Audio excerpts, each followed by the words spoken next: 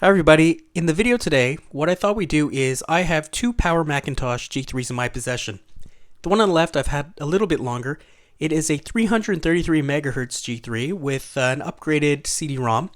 I also have just in my possession now the one on the right, which is missing the top faceplate. It also has a zip drive, but it is only a 266 megahertz model. The one on the left I forgot to mention also has had some water damage, so there is rust on the bottom of the machine. So what I'm going to be doing today is I'm going to be mixing the parts from both machines, putting them probably in the case on the right, hopefully, and I'm going to be making the best possible Power Macintosh G3 with the components I have here today. Here is an interior view of the one on the left. Just to say there was some slight water damage is putting it mildly. Even on the board, I believe it got a little bit to one of the capacitors. The capacitor fell right off. Most of the board seems okay. The processor is fine, so that's good for us. So what I'm going to be doing, like I said, is I'm going to be taking the main components from this system here, and we're going to swap it over to this one over here, which is actually pretty clean. A little bit dirty, but that's to be expected, but this should work out just fine. Now, here are the two CPUs that I'll be swapping. This is the slightly more powerful 333 megahertz CPU that I'll be putting in the machine that we're going to retrofit. And this is the one I'll be swapping back to the one with the slightly rusted case, the 266 megahertz G3 CPU.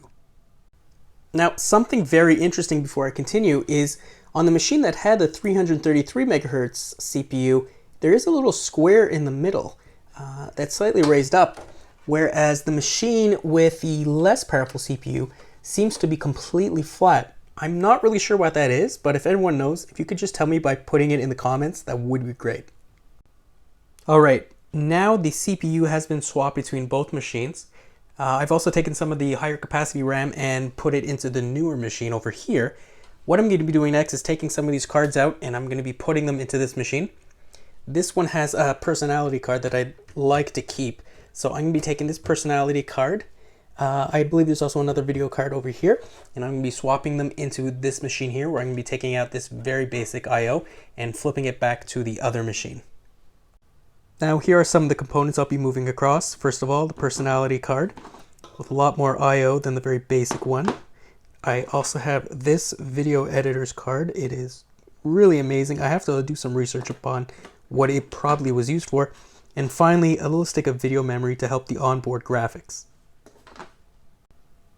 Alright, the swap of components is going fairly well. Next, I have this SCSI card that I'll be moving to the other machine, which allows me to use an external SCSI drive. I also have this Yamaha CD rewritable drive that I'll be moving to the other machine.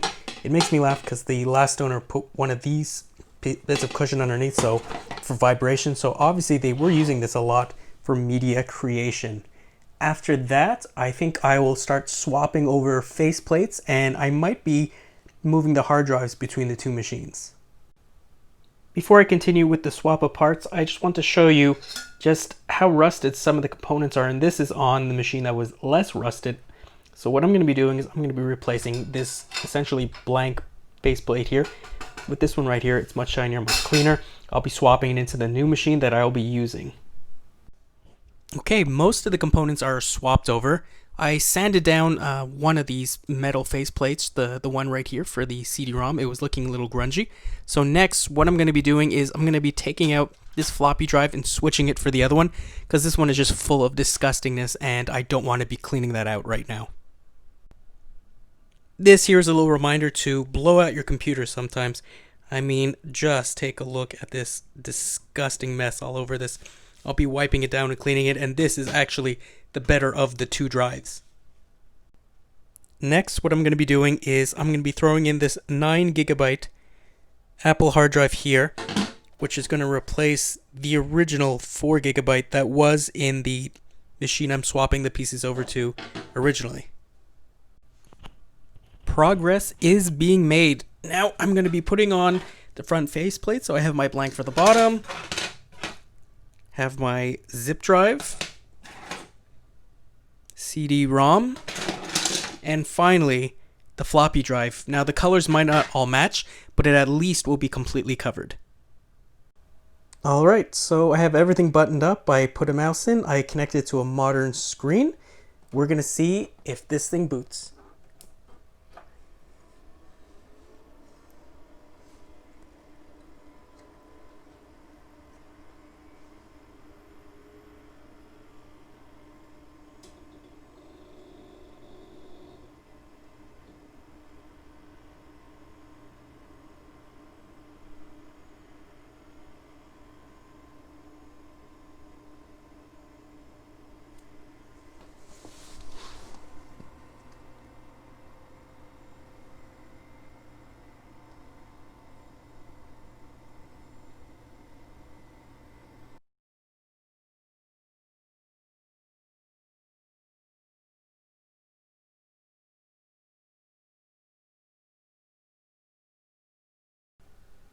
All right, everybody, if you've been sticking around, you probably saw in the last scene that no, in fact, the Mac did not post.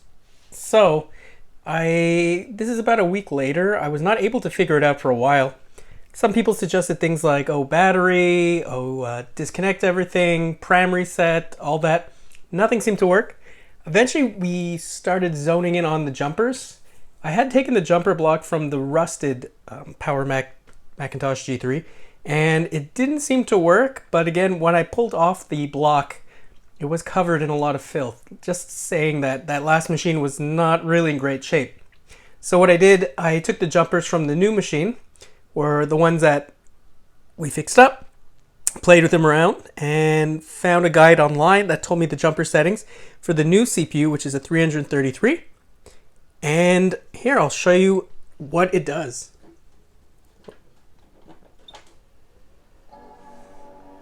So we now have a chime.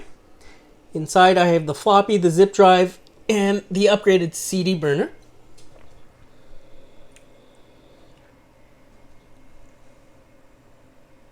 Excuse me, camera's a little out of frame. So I have it connected to VGA through an adapter right now. There we go.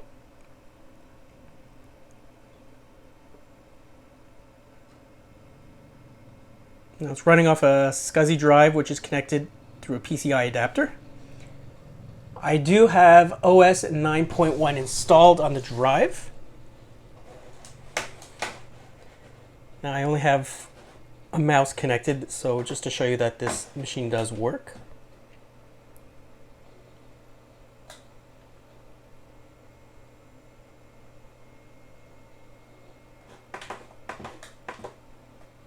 So it's slowly coming on. Definitely not one of the fastest Macs that I own.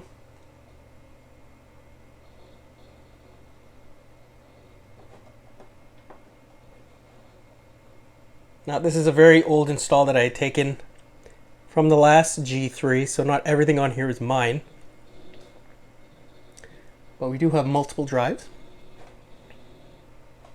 So it's all booted up. I did leave a battery on. The time is right, the date is correct. There we go. Now, if you want to see if I got this all functional. So there you go. There is the upgraded processor. This was a 266 megahertz. I've changed it to the 333. All the jumpers are in the right spot. If you look under devices and volume,